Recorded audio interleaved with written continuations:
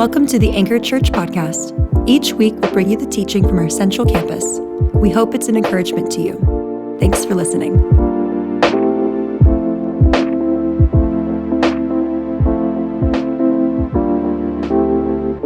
So I attended a conference a number of years ago that was put on by Christian artists, creatives, people who were singer-songwriters or visual artists like painters or sculptors, or they were novelists there.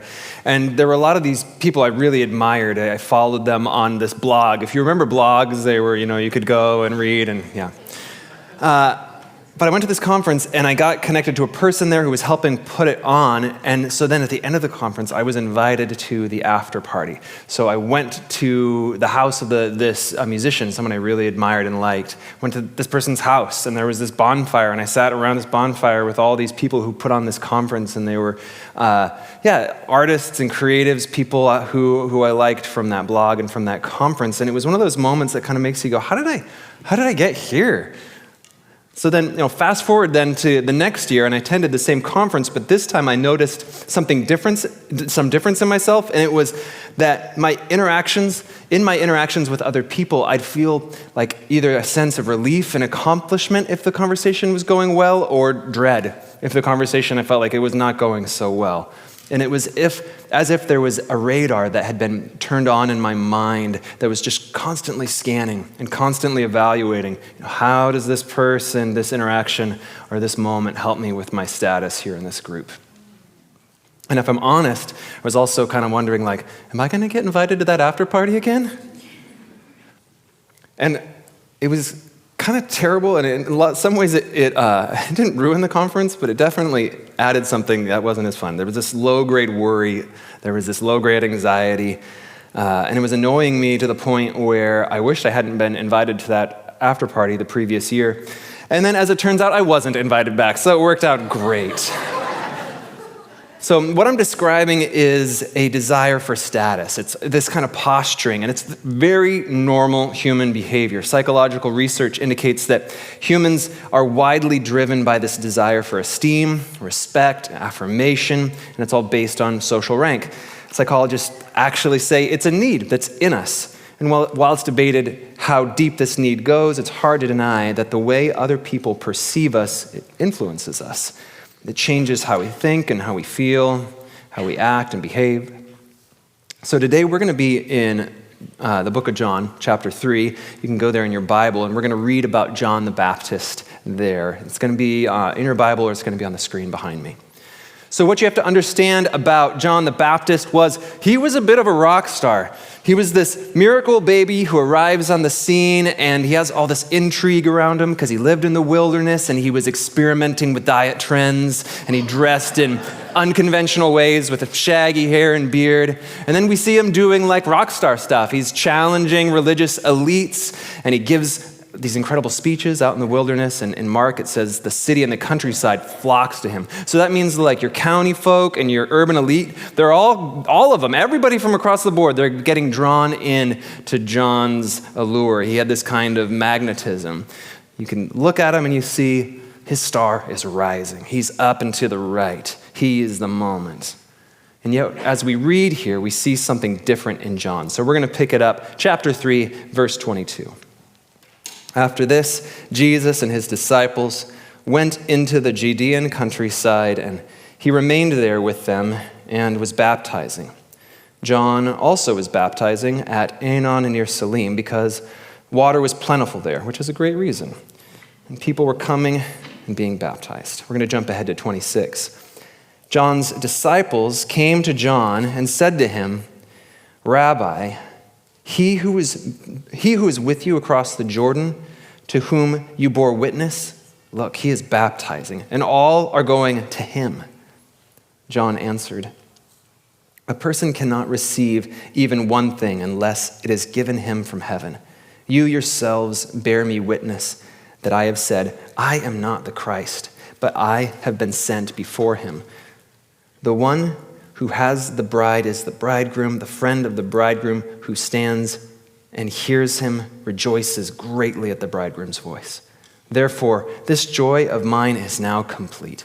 He must increase, I must decrease. So like Brian said, today we are looking at humility. We're in this teaching series called Pathway. We've been looking at words like interested, as we're interested in following Jesus, and then how we're engaging with our faith in following Jesus. And then last week, we talked about angst, how in following Jesus, this is something we experience along the pathway. And then out of angst, we are led into humility.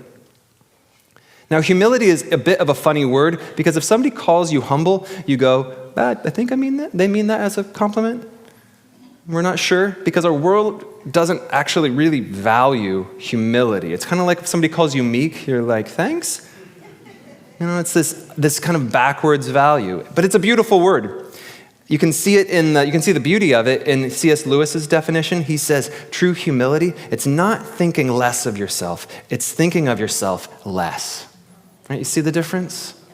Where, it's not like this depreciation of yourself. It's just knowing who you are and what you are, and then thinking less of yourself from that place. A good example is E.M. Forster. He was an early 20th century novelist, and a biographer of him wrote of him that to speak with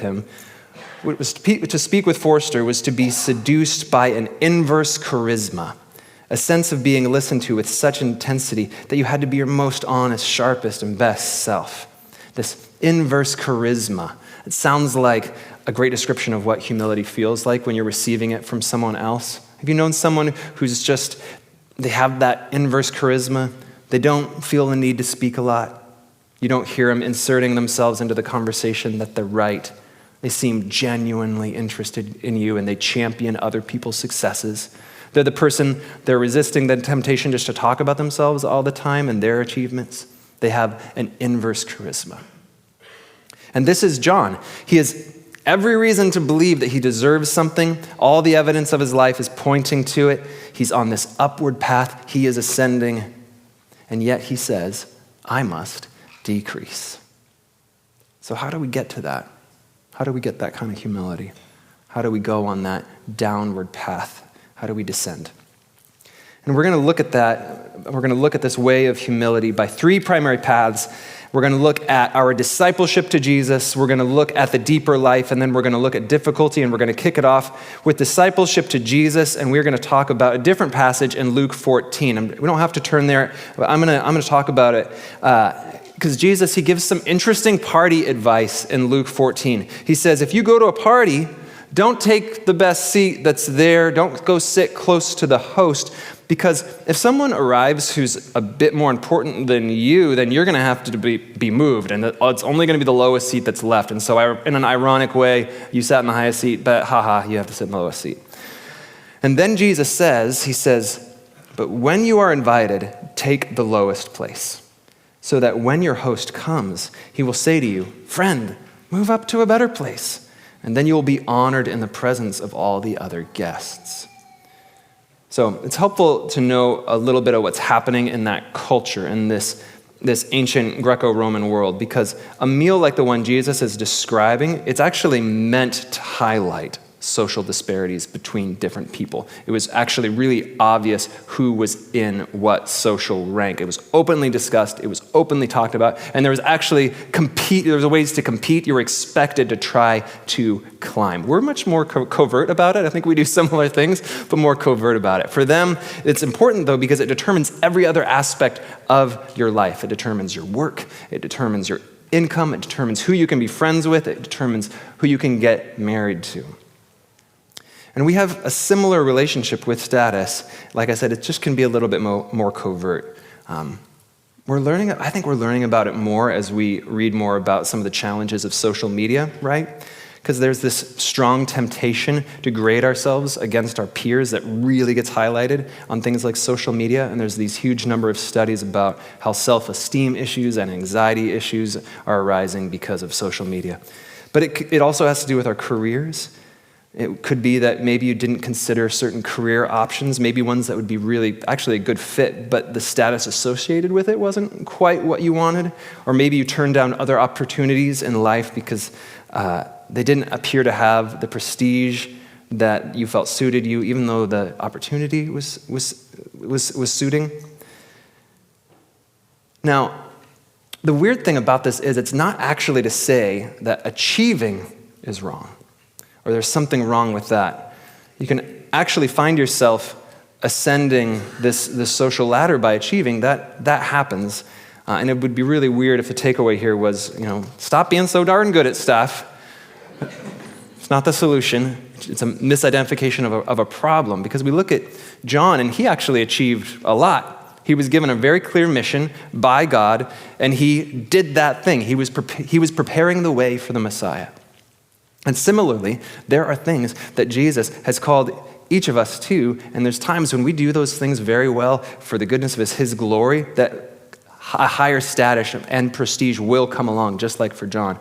And then also just like for John, there's times when it will all come crashing down when we're following Jesus. So achieving isn't actually what is at issue here. But in Luke 14, Jesus is asking us, what is your relationship to status? What is your relationship to platform? What's your relationship to your title and to the desire you have for prestige? And it's likely that some of us need to have an honest conversation with Jesus and hear his voice that is inviting us to that lower seat. I needed to hear that conversation or that invitation in the conversations I was having at that conference I was at, to stop posturing so much, to be invited to go lower. And in my life now, I need to hear it in my family, because sometimes, it's hardest to give up what we feel like we most deserve when we're with the people we most love, in a weird way, the people that we're closest with. I need to hear that invitation with my family. And maybe you need to hear it as you consider serving here at Anchor, because there's some serving opportunities that are just always open here at Anchor. There's people who do continue to faithfully serve in those unwanted spots, and they're intentionally choosing the lower seat. It's actually literally tiny chairs, and sometimes even sitting on the floor over in our Anchor Kids wing. And I wonder if God is inviting some of us here in this room to let go of some of what we feel like we deserve and also choose this lower seat of loving kids well. Jesus calls kids the least of these. I wonder if God is calling some of us to go serve those least of these. So the invitation, it could be many things. It could be serving for your coworkers in different ways, or serving the poor and marginalized, your family. Some of you, though, are hearing this list of things, and you're kind of wondering about this invitation, and you might be getting a little bit overwhelmed. And you're getting overwhelmed because you've gone down this path before. You've tried some of this stuff, and you've tried this way of following Jesus, this life of forsaking yourself, serving others, serving the church, serving sacrificially, and you actually burned yourself out on it. I mean, I've been there. I've had that response. And I think we're familiar with that because we're actually missing a piece of this step. Because here's the temptation. I don't know if everybody's college experience was like this, but I'm like an older millennial, and when I was in college as a Christian, there was just a lot of Christian activism at the time. It was beautiful, it was challenging, it was awakening for me. I was learning about global poverty, I was learning about people suffering about preventable diseases, I was learning about sex trafficking, I was learning about environmentalism, all these things. And like Christians, sometimes we can be kind of funny about things. Like there was these, when I was in college, initiatives to do things like not buy your daily latte and then save the money that you would have spent in the latte so then you could donate it so that there'd be clean water for people in need, which is really good, really good. But then we could be funny about it because you'd do that and then you'd get a t-shirt that would show what you've done, inviting other people to do it.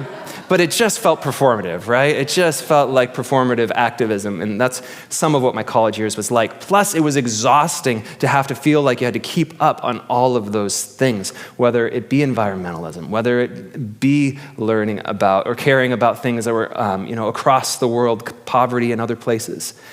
I felt an intense pressure to care about it. And like a lot of my peers, I got kind of burnt out on it. And I believe that's because in this way of discipleship, on this pathway to humility, it doesn't actually work without the deeper life. And it's the next thing we're going to talk about. So what do I mean by the deeper life? And how does it lead to humility? Okay, so I just mentioned in college I started to feel fatigue around Christian activism. I was also feeling in college a fair bit of fatigue around devotional practices like Bible reading and prayer. So what was happening to me in those years? Well, this was angst. We talked about angst last week. It's what propels us forward on the pathway. I was feeling dissatisfied. I was feeling tired. I was feeling burnt out. And it's because the practice of my faith lacked depth. And I say that I was fatigued, but there was also in me like a deeper longing that I was pretty aware of as well. There was something in me that wanted something greater, something more. And I think it's something we all have in us, and we just have to get in touch with that deeper longing to propel us forward on this path out of angst, and it opens up into what I'm calling the deeper life. Now, the deeper life entails a lot, and we're going to hone in on a couple things. We're going to look at John the Baptist because he was practicing some of the disciplines that I think are essential to the deeper life, and it's silence and solitude. So, why did John live in the wilderness? Why did he live out in the desert? Well, at that time, living in the wilderness was primarily a way to seek life from a life of spiritual purity, to seek closeness to God, away from distractions, away from temptations of society. So you moved out to the wilderness. It was a spiritual practice. And plus, it's just a place where there's not a lot of things like water, food, shelter, friends, and it's a place you go to rely on God. The same thing is offered to us in this practice of silence and solitude. Dallas Willard says that by practicing silence and solitude, you will see the world, it's not on your shoulders after all. The world is not on your shoulders after all in this practice. So our great pride is we kind of believe that the world is on our shoulders, at least our own world is, and the temptation then is for us to live a life of ascent, to climb the next mountain of our career, our education, or of parenting, or whatever it is, and that the whole world, or our own world at least, depends on us. But the practice of silence and solitude, it invites us on a different path. It invites us to decrease, to descend past our pride of ourselves and into the will of God. We tend to crave noise and activity, busy lives, because it distracts us. It distracts us from the emptiness we feel inside, making us feel that we somehow matter. But in silence and solitude, there's spaces where we're confronted with that emptiness, and then we let God fill it. And then in stillness, we become aware of our own brokenness. We become aware of our own need for grace, and it's there that we find the radical love and the presence of God. In silence, we come face to face with the good and the bad and the ugly of our souls, and it's from there that we invite Jesus to meet us in the quiet and to make us whole. It's this counterintuitive thing. It's the backwards kingdom of Jesus. But if we look deep enough in us, we find that we long for that. We long for this path. And it starts from there, from a longing, and then it goes into this practice. And I'm going to describe what it looks like because I think it'll be helpful. Because I think silence and solitude, that sounds kind of mysterious, and it's actually really simple and really practical. It's kind of silly how easy it is. So first thing that you do is you pick a consistent time. For you, it could be just the final moments right before you rush off to your morning commute. It could be the sudden silence that happens in your car right after you drop off your kids at school. Could be an office break or a lunch break at the office. It could be the first thing you do in the day or the last thing you do before you go to bed. The when, it doesn't really matter as long as the when is consistent, because there's no such thing as a habit that doesn't happen consistently. So just a consistent time. You pick that time, and then you create a ritual around it, which sounds fancy, but it's just allowing an ordinary thing to become sacred. So this could just be a favorite chair at your house, or the back porch. It could be a window seat on the city bus. And then for some people, posture is important. Sometimes people will just sit up straight with their 2 feet planted on the floor in front of them, hands out in their lap, palms up, and then just take deep breaths from that place, breathing in slowly, breathing out slowly, and then praying something simple and invitational, just like, Lord, here I am.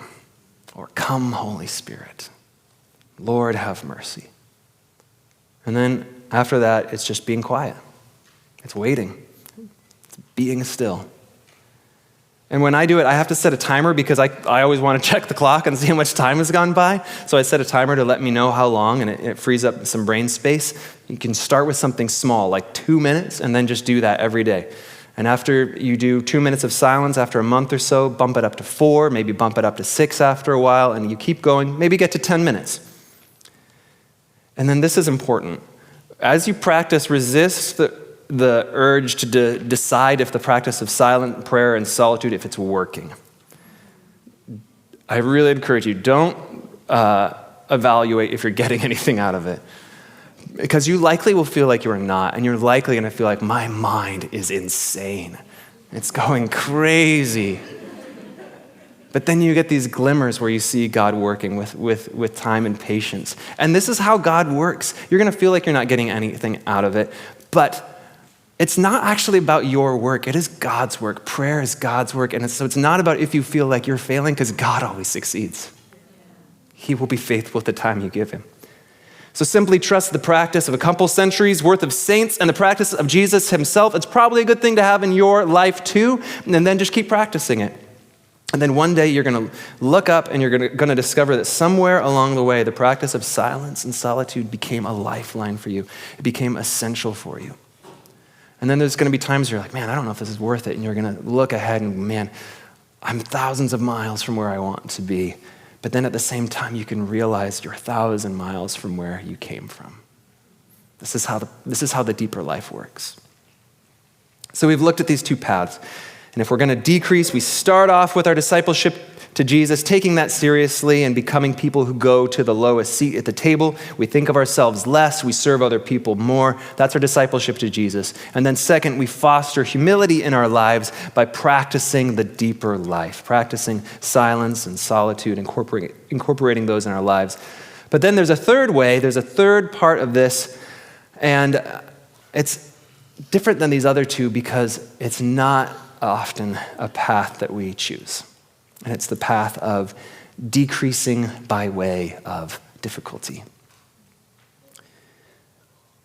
So in my mid-20s, I was just getting started in church ministry, and it didn't take me long to notice that other pastors who were ahead of me by a couple decades, the pastors that seemed to have this kind of this thing. And this it wasn't charisma, it wasn't a certain skill set, it wasn't what get called resume virtues.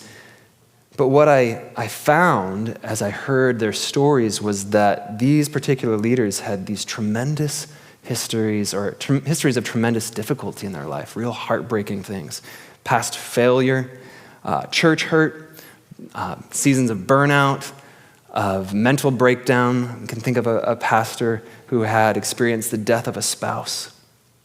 And I remember wondering as a young leader, like, why do all the leaders I admire have such broken pasts? Like, I started wondering, like, is this what it takes? And it was a reckoning moment for me. And now, I'm later in life, I realize, like, this is odd to say, but I'm realizing, of course that's true. Because difficulty, hardship, and pain is the ground for spiritual growth and formation where Jesus works. It's not the only way, but it's very fertile ground for spiritual growth in Jesus. And it's no secret, these seasons of difficulty, they lead us to rely more deeply on God's grace, more deeply on his strength, and that builds humility in us, that builds dependence on Jesus. And of course, difficulty, this is kind of a step backwards in this pathway. You might be going, we were just talking about angst last week, so you think we'd be done with it. However, I think a more accurate depiction of the pathway, it'd be something like this. You'd go like interested, engaging, angst, humility, angst, humility, angst, humility, angst, humility. Because in the Christian life, if you've done this for very long, of course you've realized we have many seasons of angst. I've started to picture it like a rock tumbler, an angst humility rock tumbler. And if you know how that rock tumbler works, you put in the rock, it's rough, it has all its coarseness, it has all its edges, and you put it in the barrel and it spins for a long time. It has all this grit and water in it. It takes a lot longer than you think. My kids got one of these, and we polished up some rocks. And over time, what happens is the coarse edges of the rocks are smoothed out and it becomes something different, quite beautiful. And I have a rock that went through a rock tumbler right here. And you can see, even from where you are in the room, hopefully, you can see how smooth it is, and you can see how beautiful it is. You can see how it shines. And hopefully you can also then see some of or just know the story of this rock, that once it didn't look like this. It didn't feel like this. There was rough, coarse edges to it. But over time, it participated in a process in which it was smoothed out. Its edges were worn off. It became more beautiful.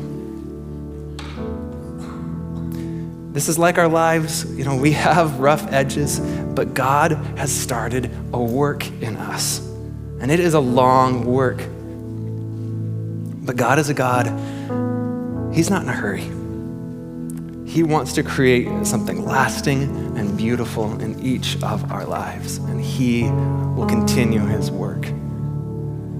So again, how do we get this kind of beauty in our lives? We looked at John, and he was a great example for a bit, but a truer guide, a truer example is the one that John says, who must increase while we decrease. This is Jesus.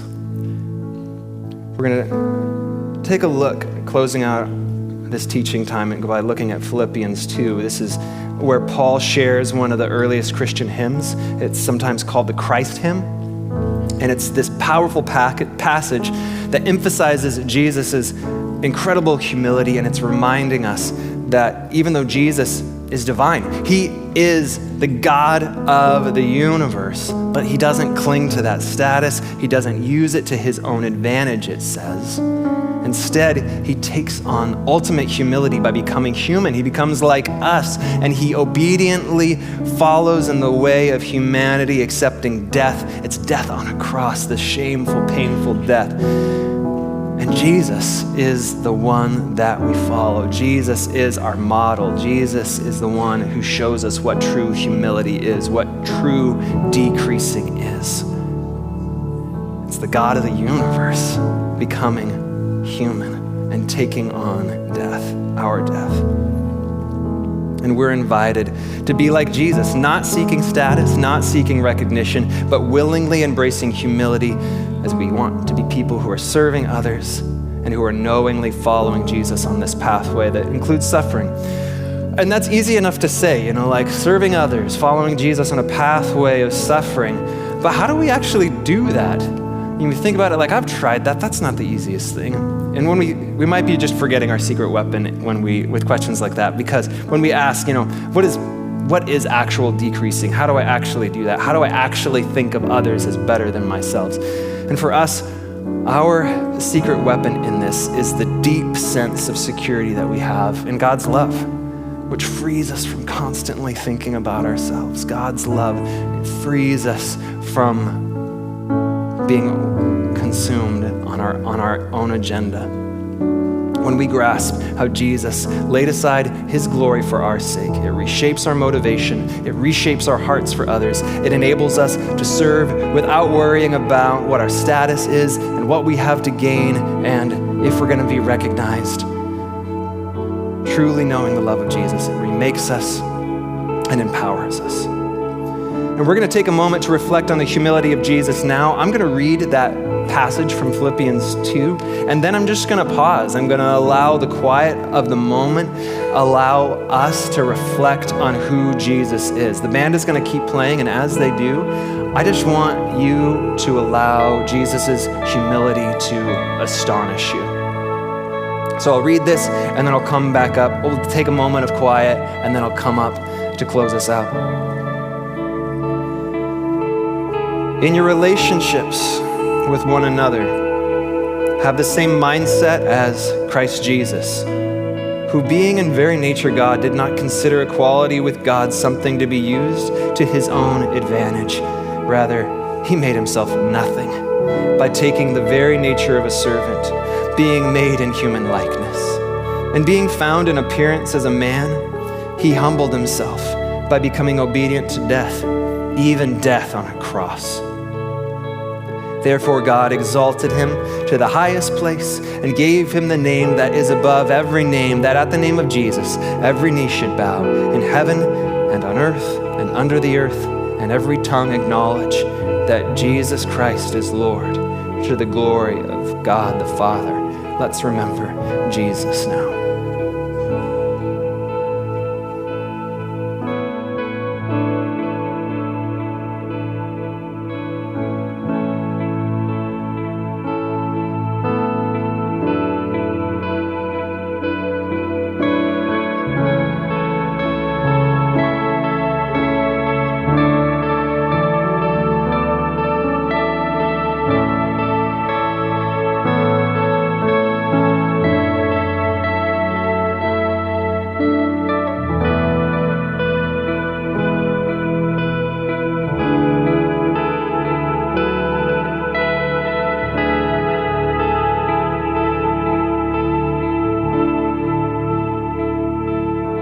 What we read from John 3 and then Philippians 2, they both end with the same truth, that Jesus, in the end of these passages, he's exalted. John says, Jesus, you increase. In Philippians, it says he's exalted. And this is what's true of God's kingdom. Humility leads to honor. And it's because Jesus was willing to descend so low, God raised him to this highest place of authority and glory. And what's so wild is that same promise is available to us. We read about it in that passage in Luke 14. It says, take the lowest place so that when your host comes, he will say, friend, move to a better place. Then you will be honored in the presence of all the guests. For all those who exalt themselves will be humbled, and those who humble themselves will be exalted. So sometimes we have it in us to take the lowest seat. And then sometimes the lowest seat comes and finds us in life. But it's from that seat that we can trust that one day we will hear the words, friend, move up. And we will know this mystery that God can exalt us as he exalted Christ after his suffering. So I'm going to invite the prayer team, I'm going to invite the communion team forward, and we're going to close out our time exalting Jesus. At Anchor, the communion table, it's open to anyone who's said yes to Jesus. If you'd like to say yes to Jesus for the first time, come and take communion today. Someone's going to hand you bread that symbolizes Jesus' body, that it's going to have been dipped in juice that symbolizes his blood, and you take it and you eat it. And if it's your first time, just let us know about it. Fill out one of those cards, put it in the box in the back, visit a prayer station, tell me or another pastor, let us know. And then as we take communion together, let's remember how Jesus, he emptied himself. He took on the very form of a servant, humbling himself even to the point of death on a cross for our sake. That's what we remember when we take the bread and the cup today. Just as Jesus humbled himself in obedience, we're invited to humbly receive his grace with worship and thanks. So God, we look to you as our example. Would you lead us in your radical way of humility? Would you lead and shepherd our hearts even now? You guys can head to the communion table as you're ready.